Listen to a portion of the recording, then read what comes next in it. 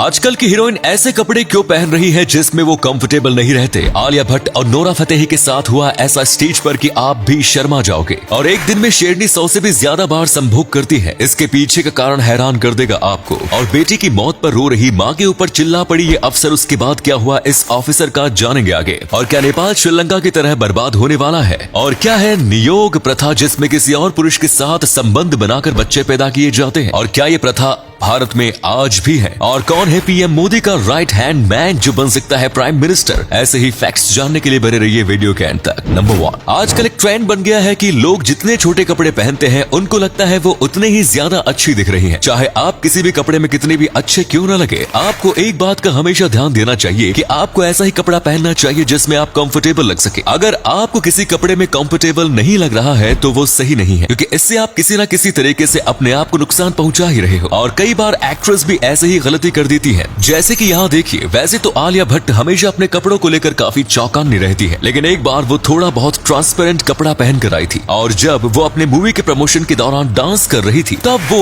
Ops moment का शिकार हो गई। और फेमस एक्ट्रेस नोरा फतेही के साथ भी ऐसा ही हुआ। अपनी मूवी के प्रमोशन के दौरान इसीलिए हमेशा आपको कंफर्टेबल कपड़े पहनने चाहिए। नंबर 2, दोस्तों क्या आप भारत की नियोग प्रथा के बारे में जानते हैं? दरअसल जब कोई पुरुष बच्चे पैदा करने में सक्षम नहीं होता है तब इस तरीके का इस्तेमाल किया जाता है जिसमें उस पुरुष की पत्नी को किसी और पुरुष के साथ शारीरिक संबंध बनाने को कहा जाता है। लेकिन ये शारीरिक संबंध किसी भी प्रकार से यौन सुख पाने के लिए नहीं होता, बल्कि बस वंश को आगे बढ़ाने के लिए होता है। और इसमें वो औरत किस व्यक्ति के साथ शारीरिक संबंध बनाएगी ये सारा निर्णय खुद पति ही लेता है। ऐसा माना जाता है कि इसमें पहले दोनों के शरीर पर घी का लेप लगाया जाता है ताकि दोनों के बीच किसी भी प्रकार का यौन सुख ना पैदा हो। और आप में से बहुत कम लोग ही जानते होंगे कि 5 पांडव जो है उनका जन्म भी नियोग प्रथा के द्वारा ही हुआ था, क्योंकि उनके पिता पांडु को श्राप था। वैसे इस प्रथा में चाहे बच्चा किसी भी पुरुष से क्यों ना पैदा हुआ हो, उसके पिता का नाम उस औरत के पति का ही होता है। वैसे देखा जाए तो आज भी एक ऐसी ही टेक्निक मौजूद है जिसे स्पर्म डोनेशन कहा जाता है। नंबर 3, हाल ही में सोशल मीडिया पर एक ऐसा वीडियो सामने आया है जिसने लोगों को चौंका दिया। आप भी जानते होंगे कि एक माँ के लिए अपना बेटा सबसे कीमती होता है। ऐसे में दिल्ली के मोदी नगर में एक 10 साल के लड़के की बस दुर्घटना में मौत हो गई, जिसके बाद उसका परिवार पुलिस स्टेशन में इंसाफ मांगने के लिए पहुंच गया। यहाँ पर ये परिवार फूट फूट कर रो रहा था और उसकी माँ सबसे ज्यादा रो रही थी। ऐसे में एसडीएम साहिबा शुभांगी शुक्ला ने उस बच्चे की माँ को डांट दिया और कहा बस चुपचाप। अब जाहिर सी बात है अगर किसी का बेटा मरा है तो उसकी आंखों से आंसू नहीं तो और क्या निकलेंगे। ऐसे में इस ऑफिसर ने जो किया वो बहुत ज्यादा निर्दयी था, इसीलिए अब इस ऑफिसर को सोशल मीडिया पर आलोचना मिल रही है और लोग कह रहे हैं कि इस ऑफिसर को ऐसी बातें नहीं करनी चाहिए, जो बिल्कुल सच है। नंबर 4, अगर हम इंसानों की बात करें तो शारीरिक तौर से हमारे लिए दिन में बस एक बार संभोग करना ही स्वास्थ्य के लिए सही है, लेकिन वही शेर में ऐसा नहीं होता। कि आपको पता है कि एक शेर और शेरनी दिन में 100 से भी ज्यादा बार संभोग कर सकती है। और जब मीटिंग सीजन आता है तो एक शेर और शेरनी का जोड़ा दिन में 100 से ज्यादा बार संभोग करता है। अगर शेरनी चाहे तो वो इससे भी ज्यादा बार कर सकती है। और इसी के साथ एनिमल किंगडम की एक ऐसी बात है जो आप नहीं जानते होंगे। अगर कोई भी दूसरी झुंड का शेर शेरनी के बच्चों पर हमला करने वाला है तो शेरनी उसे अपने बच्चों से दूर लेकर जाती है और संभोग के लिए इन्विटेशन देती है। और दिन में 50 से 80 बार संभोग करने के बाद वो शेर शेरनी के बच्चों को छोड़ देता है। ऐसे में उनका जो अल्फा शेर होता है वो इस चीज को देखने के सिवाय और कुछ नहीं कर सकता, वरना उसके ऊपर, उसके झुंड के ऊपर और झुंड के बच्चों के ऊपर खतरा आ सकता है। नंबर 5, कुछ वक्त पहले श्रीलंका का क्या हाल हुआ था ये बात आप जानते ही होंगे। श्रीलंका के जीडीपी और इकोनॉमी में हर चीज पूरी तरीके से टूट चुकी है और अब भारत के और एक पड़ोसी देश यानी कि नेपाल पर भी ऐसा ही खतरा मंडरा रहा है। पिछले कुछ वक्त में नेपाल का भी कर्ज काफी ज्यादा बढ़ चुका है और नेपाल ने इस साल बहुत ही ज्यादा सामान इम्पोर्ट करवाया था, जिसकी वजह से अब उनके ऊपर संकट के बादल छा रहे हैं। क्योंकि नेपाल में कमाई का एक बहुत ही बड़ा जरिया है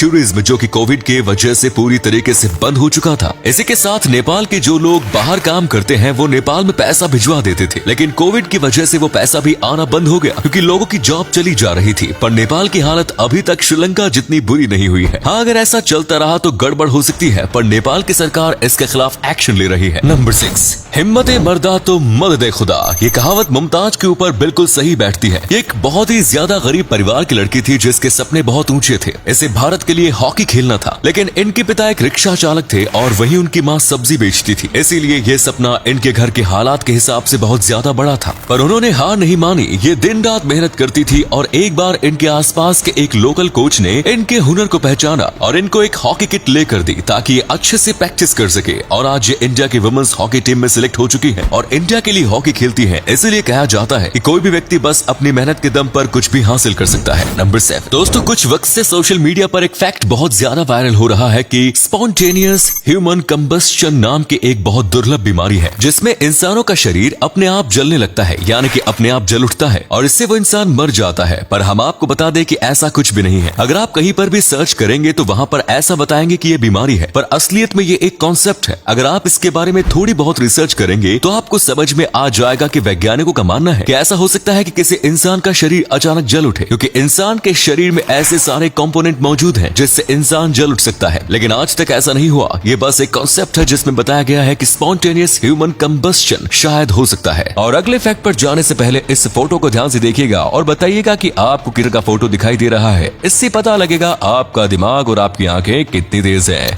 मिलते हैं आपको 5 सेकेंड्स। नंबर 8, पिछले कुछ वक्त से इंडियन पॉलिटिक्स में एक नाम बहुत ही ज्यादा पॉपुलर हो रहा है और ये नाम है एस जयशंकर का। इनका नाम कोई भी नहीं जानता था और अगर ये पहले इलेक्शन में खड़े रहते तो यकीनन हार जाते, पर राज्यसभा से चुनाव जीतने के बाद अब ये अगर इलेक्शन में खड़े रहेंगे तो जरूर जीतेंगे, क्योंकि उन्होंने पिछले कुछ वक्त में इतना ज्यादा ग्राउंड वर्क किया है कि ऑडियंस और सबके बीच ये बहुत ज्यादा पॉपुलर हो गए हैं। ये इंडिया के फॉरेन मिनिस्टर हैं और इस बीच उन्होंने इंडिया के फॉरेन कंडीशन इतने ज्यादा अच्छे तरीके से संभाले हैं कि शायद ही कोई और संभाल पाता। इसीलिए लोगों के बीच ये सवाल आ रहा है कि क्या ये भारत के अगले प्राइम मिनिस्टर बनेंगे। वैसे आपको नहीं पता होगा, लेकिन ये पीएम के एक प्रकार से राइट हैंड मैन है, तो इसकी संभावना है कि ये प्राइम मिनिस्टर बन सकते हैं, पर शायद ऐसा नहीं होगा।